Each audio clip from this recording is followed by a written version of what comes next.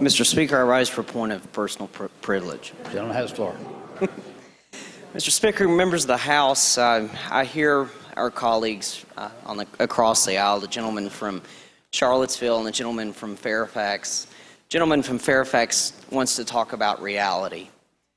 I've served 3 terms here representing Southwest Virginia, and just a few weeks ago we were attending an annual Chamber of Commerce event, and I made the comment that now I believe it is our responsibility as legislators to not only represent the best interest of our people, but it's now our responsibility to go and make that extra effort to improve the quality of their lives.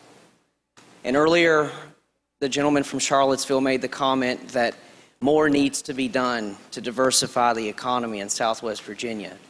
Well, I can tell you that a lot is being done to diversify the economy in Southwest Virginia and how important it is to sustain those coal jobs. We know that our leading issues that this country and the entire world are facing are food, energy, and water.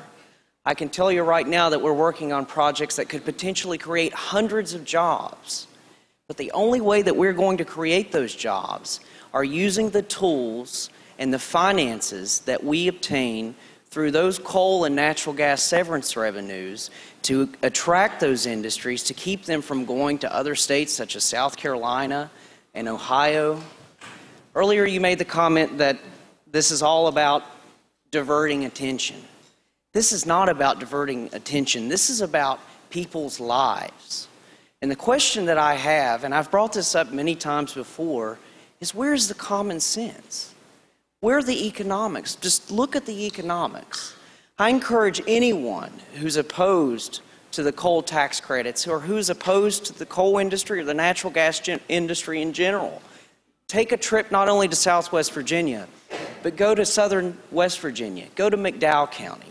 Look at these counties that have lost 50, 60, 70% of their population just in the past 30 years alone. Those counties are becoming more and more dependent not only on the state government, but on the federal government.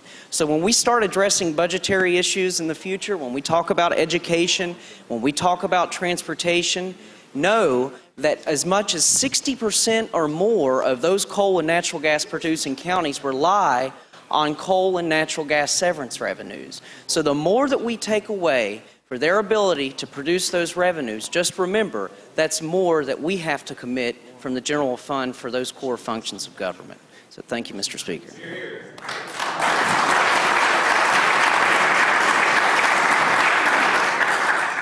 Are there further motions or resolutions?